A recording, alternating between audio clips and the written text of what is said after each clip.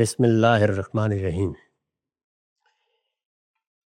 عن عبادۃ بن الصامت قال قال رسول اللہ صلی اللہ علیہ وسلم لا صلاۃ لمن یقرأ بفاتحۃ الکتاب۔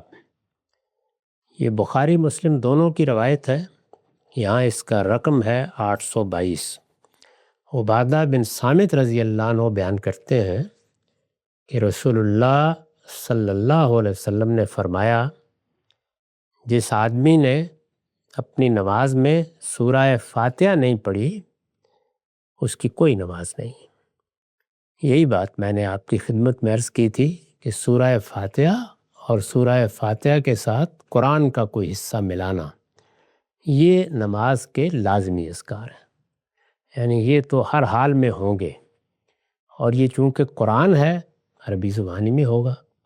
اسی طرح سے نماز میں جو تبدیلی کے موقع پر تکبیر کہی جاتی ہے، اللہ اکبر یا سمع اللہ لمن حمدہ، تو یہ سب اذکار ایسے ہی عربی زبان میں ہوں گے، یہ مقررہ اذکار ہیں، ان میں کوئی تبدیلی کوئی تغیر نہیں ہو سکتا۔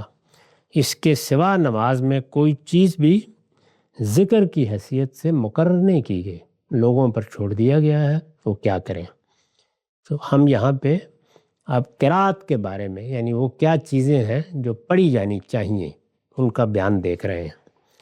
اس میں تو صرف فاتحہ کا ذکر ہے، لیکن یہی روایت جب مسلم میں آئی ہے تو اس میں ہے لمن لم یقرأ بأم القرآن فصاعدا، یعنی جس نے قرآن ساتھ ملا کر فاتحہ کو نہیں پڑھا، یعنی دونوں کا ذکر وہاں پہ کر دیا ہے، دونوں ہی لازمی اذکار ہیں۔ وعن ابی ہریرۃ قال قال رسول اللہ صلی اللہ علیہ وسلم من صلی صلاۃ لم یقرأ فیہا بأم القرآن فہی خداج ثلاثا غیر تمام۔ ابو ہریرہ رضی اللہ عنہ بیان کرتے ہیں کہ رسول اللہ صلی اللہ علیہ وسلم نے فرمایا، جس شخص نے نماز پڑھی اور پھر اس میں ام القرآن یعنی سورہ فاتحہ کی تلاوت نہیں کی، اس کی نماز ناقص ہے۔ 3 مرتبہ آپ نے فرمایا غیر تمام، وہ ناقص ہے۔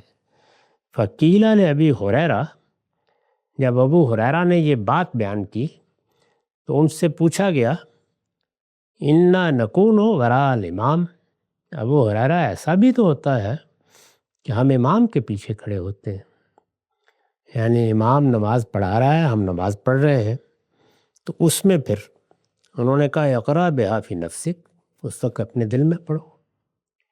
تو یہی چیز ہے جو ہمارے ہاں سنت کے طور پر جاری کی گئی ہے، یعنی امام فاتحہ پڑھے گا، فاتحہ کے ساتھ قرآن کا کوئی حصہ ملائے گا۔ اس کے بعد باقی نماز لوگوں کی اپنی نماز ہے، امام اپنے طریقے پر وہ دعا کرنا چاہتا ہے، مناجات کرنا چاہتا ہے، تسبیح کرنا چاہتا ہے، جس موقع پر بھی، یعنی قرات شروع کرنے سے پہلے، قرات کے بعد، رکوع سے اٹھ کر، رکوع میں، سجدے میں، وہ سب کے سب اختیاری اذکار ہیں، کوئی بھی اس میں آپ کر سکتے ہیں، اپنی زبان میں کریں، عربی زبان میں کریں، اس میں بہت ہی پاکیزہ اذکار رسالت مآب صلی اللہ علیہ وسلم کے ہم پڑھ چکے ہیں، وہ بھی یاد کیے جا سکتے ہیں۔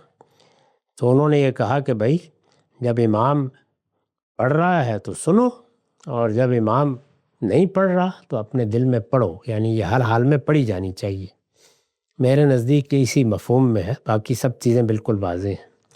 فإنی سمعت رسول اللہ صلی اللہ علیہ وسلم یقول، وہ کہتے ہیں کہ سورہ فاتحہ کے بارے میں نے رسالت مآب صلی اللہ علیہ وسلم کو سنا، آپ نے فرمایا، قال اللہ تعالی، اللہ تعالیٰ کہتے ہیں، قسمت الصلاۃ بینی و بین عبدی نصفین، نماز کو میں نے اپنے اور اپنے بندے کے درمیان آدھا آدھا تقسیم کر دیا ہے۔ یہ بڑی دل نواز روایت ہے۔ وَلِعَبْدِي مَا سَأَلَ، اور یہ اب میرے بندے کا کام ہے کہ وہ کھڑا ہے، دعا کر رہا ہے، تو وہ مانگے، میں قبول کروں گا۔ یعنی بندے کے لیے اب مانگنا ہے، یہ مانگنے ہی کی جگہ ہے، اللہ تعالیٰ کی بارگاہ میں مناجات کا موقع ہے، جو طلب کرنا ہے کرو۔ فَإِذَا قَالَ الْعَبْدُ، جب میرا بندہ کہتا ہے الحمدللہ رب العالمین، ظاہر ہے کہ ہم قرات یہاں سے شروع کرتے ہیں، قال اللہ، تو اللہ جواب دیتا ہے اور یہ کہتا ہے کہ حمدنی عبدی، میرے بندے نے میرا شکر ادا کیا۔ الحمدللہ رب العالمین کا مطلب یہی ہے کہ جہانوں کے پروردگار اللہ کا شکر ہے، میرے بندے نے میرا شکر ادا کیا۔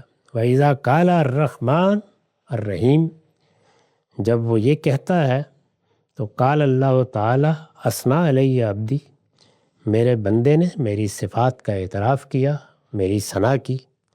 وَإِذَا قَالَ مالک یوم الدین قال مجدنی عبدی، اور جب بندہ کہتا ہے مالک یوم الدین تو اللہ جواب دیتے ہیں کہ میرے بندے نے میری بزرگی اور میری بادشاہی اور میری عظمت اور میری شان کا اعتراف کیا۔ یعنی وہ دن آنے والا ہے جس دن تمام بادشاہی میری ہوگی۔ وَإِذَا قَالَ إِيَّاكَ نَعْبُدُ وَإِيَّاكَ نَسْتَعِينُ، اور جب بندہ یہ الفاظ کہتا ہے قَالَ هَذَا بَيْنِي وَبَيْنَ عَبْدِي، تو اللہ تعالیٰ فرماتے ہیں کہ یہ میرے اور میرے بندے کے درمیان ہے، اب وَلِعَبْدِي مَا سَأَلَ، اور اب بندے کو مجھ سے مانگنا ہے۔ یعنی گویا اب بندہ بندے کی حیثیت سے مانگنے کی جگہ پر پہنچ گیا ہے۔ اس موقع پر پھر بندہ کیا کہتا ہے؟ اہدنا الصراط المستقیم صراط الذین انعمت علیہم غیر المغضوب علیہم ولا الضالین۔ اس پر اللہ تعالیٰ کہتے ہیں کہ یہ ہے نا وہ چیز جو بندے نے مانگی تھی، یہ میرے بندے کے لیے ہے، یعنی میں نے اس کی ہدایت کا اہتمام کر دیا۔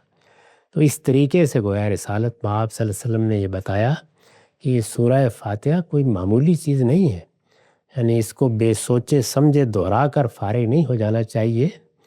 یہ ایمان کا، اللہ کے ساتھ تعلق کا اور بندے کی سب سے بڑی ضرورت کا اظہار ہے، اور وہ ضرورت کیا ہے؟ ہدایت۔ اس لیے کہ دنیا میں جو چیزیں ہیں وہ تو ہم مانگتے ہیں اپنے پروردگار سے، ان کی ایک جگہ نماز میں بھی ہے۔ جب آپ قعدے میں بیٹھتے ہیں تو مانگیے، اور عام طور پر لوگ دعائیں کرتے ہیں تو بس جو دعائیں انہیں دو چار سکھا دی گئی ہیں وہ کر کے فارغ ہو جاتے ہیں۔ جو آپ کی حاجتیں ہیں، دنیا کی ہیں، دین کی ہیں، نماز ہی اصل میں ان کے مانگنے کا صحیح وقت ہے، کیونکہ خود اللہ تعالیٰ نے یہ فرمایا ہے قرآن مجید پہ کہ جب تمہیں کوئی مصیبت آتی ہے، تکلیف آتی ہے، تم کسی احتیاج میں مبتلا ہوتے ہو اور تمہیں میری مدد کی ضرورت ہوتی ہے، تو استعینوا بالصبر والصلاۃ، نماز کے ذریعے سے یعنی نماز کے لیے کھڑے ہو جاؤ۔ اسی طریقے سے انہی آداب کے ساتھ نماز کی ابتدا کرو، اور پھر جو نماز میں دعاؤں کی جگہ ہے اس میں مجھ سے دعا کرو۔ اور سیدہ عائشہ نے بڑی خوبصورت بات کہی تھی کہ مجھے تو اگر اپنے جوتے کا تسمہ بھی چاہیے تو میں اپنے ربی سے مانگوں گی۔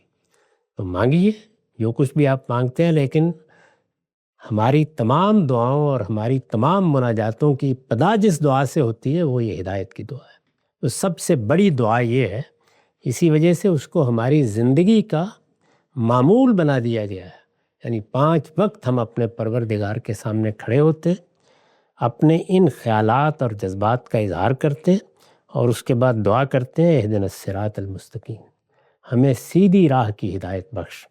اور اس میں خاص طور پر 2 چیزوں سے گریز کی بھی اظہار کر دیتے ہیں۔ ایک یہ کہ پروردگار ان کی راہ ہو جن پر تو نے انعام کیا ہے، ظالین کی راہ نہ ہو، اور مغضوب علیہم کی راہ نہ ہو۔ یعنی مغضوب علیہم جنہوں نے سرکشی اختیار کی اور اللہ کے غضب کے مستحق ہو گئے، اور وہ لوگ جنہوں نے اپنی بدعتوں کی وجہ سے گمراہی اختیار کر استعمال ہوتا ہے۔ توحید میں ضلالت کا لفظ اسی مفہوم میں استعمال ہوتا ہے۔ تو ہمارے ہاں بھی ظاہر ہے کہ اب 15 صدیاں گزر گئی ہیں، تو ایک بدعات کی پوری تاریخ وجود میں آ چکی ہے۔ اس سے اللہ کی پناہ مانگنی چاہیے اور دعا کرنی چاہیے کہ وہ ہمیں اس راستے پر رکھے جو اس کے انعام یافتہ بندوں کا راستہ ہے۔ اور دوسری جگہ اسی لفظ کو استعمال کر کے قرآن نے بتایا کہ آؤ ہم تمہیں بتاتے ہیں کہ میرے انعام یافتہ بندے کون ہیں۔ وہی آیت جو میں نے ابھی پڑھی تھی درس قرآن کے دوران میں، یعنی صدیقین، شہداء اور صالحین۔ تو ان کے لیے اپنے آپ کو تیار کرنا چاہیے۔ وآخر دعوانا الحمدللہ رب العالمین۔